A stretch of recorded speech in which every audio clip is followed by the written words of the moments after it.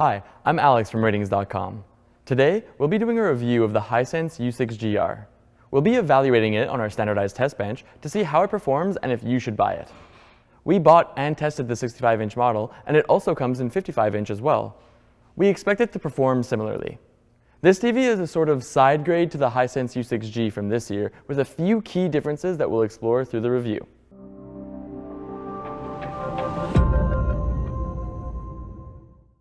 The Hisense U6GR has a pretty standard design, so there isn't too much to talk about. The stand is plastic and only has one position, but it'll fit a soundbar below it.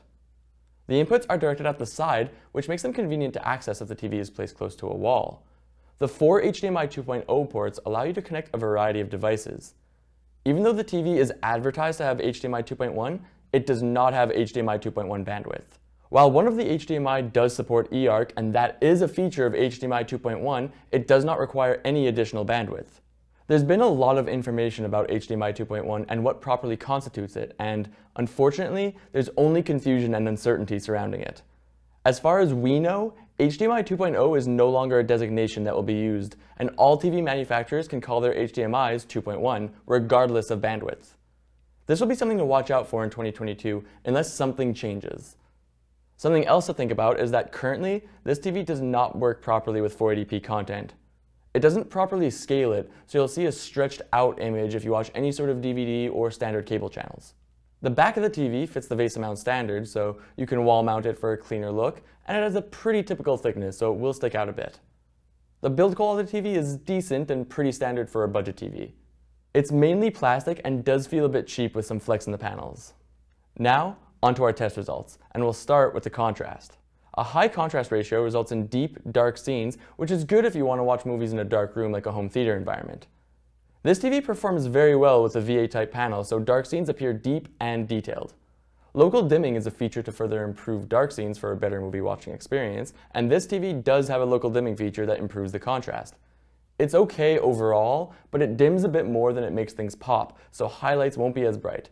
There is some blooming when it comes to subtitles, but it isn't the worst offender. On the other hand, if you want to use the TV in a bright room, then a high peak brightness is important to overcome glare. Fortunately, the Hisense U6GR gets bright enough in SDR content for you to have an enjoyable experience. However, it can't produce the pop and bright highlights in HDR content. If you don't care too much about a brighter image, then this might be fine. Also important for a bright room is good reflection handling. You can see that this TV handles reflections well and the intensity is reduced. It's not the best we've seen, but it does a good job and should be helpful when viewing content in a room with a lot of light. If you've got a wide seating arrangement or like to watch TV with family and friends, then good viewing angles helps to ensure no one's left with washed out colors or crushed details. Unfortunately, the U6GR image quality drops dramatically when viewed off angle, so the image is really only best from directly in front. This isn't surprising from a VA panel though. An overall uniform screen brightness and color is important when watching sports or playing video games to avoid the appearance of clouding known as the dirty screen effect. This does vary between units, but we expect the Hisense U6GR we bought to be about typical. It's decent overall, but you can see that the edges are darker. There's also a jail bar-like pattern in uniform and darker scenes, which could be a deal breaker. A lot of people care that a TV has good colors. In the case of this U6GR, the TV can display deep saturated greens, reds, and blues. This is great for those who like an image with extra saturation or for watching high dynamic range content on streaming services. That said, while the TV does state that it works with HDR10+, we were unable to get it to work.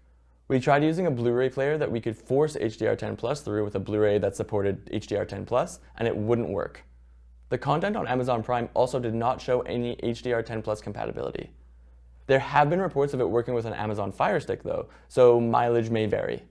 It could be a bug or a feature that's coming later, but Hisense doesn't really make that clear as of yet.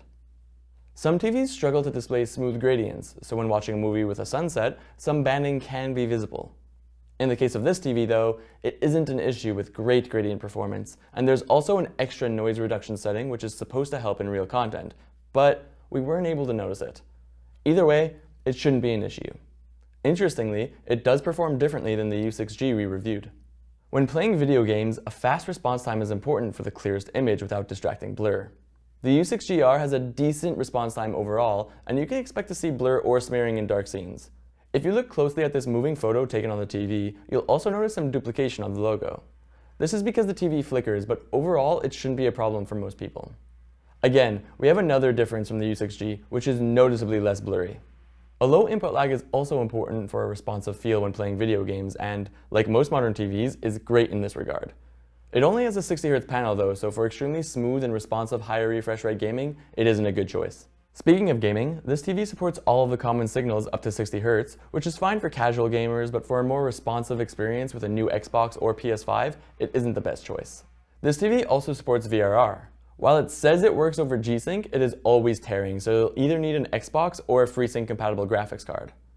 Unfortunately, we noticed that the TV does not like 1440p resolutions with VRR enabled. It continuously drops the signal, so if you're going to use VRR, you'll want to keep the TV at 1080p or 4K. The U6GR uses the Roku platform. It's relatively easy to use and is smooth for navigating through the menus and apps. It's unfortunately not ad-free, but you'll have access to all the most popular streaming services and apps, so you shouldn't have to worry about getting an external device to watch online content. The sound of this TV is not very good, so if sound is something you care about, then you would need to get an external soundbar or speakers. Sound on TVs, in general, is unfortunately not something that is really focused on. So this brings us to the main question. Should you buy this TV? Well, not really. It's very similar to the U6G, but with VRR, eARC, and the Roku TV Smart platform. The eARC does have an issue where it does not work with DTS:X. And unfortunately, at 60Hz, VRR isn't going to be doing much since it'll only be effective in a small zone of refresh rates from 48 to 60Hz. The trade-off for the improved response time from the U6G is going to be a noticeable improvement. Also, if you're watching any standard cable channels or DVDs, you won't run into the weird upscaling issue with 480p on the U6G. If eARC is something you really want, it's worth shelling out a bit more for the U7G, which will have HDMI 2.1 support with 120Hz refresh rate support and just an overall better TV. If you're looking for something outside of Hisense and you want to spend a bit more, you could look at the Sony X85J, which is another VA panel that's a bit brighter and supports eARC as well. While it may not have local dimming feature, the contrast is still great and the added brightness on the panel itself will make it a leap in terms of image quality.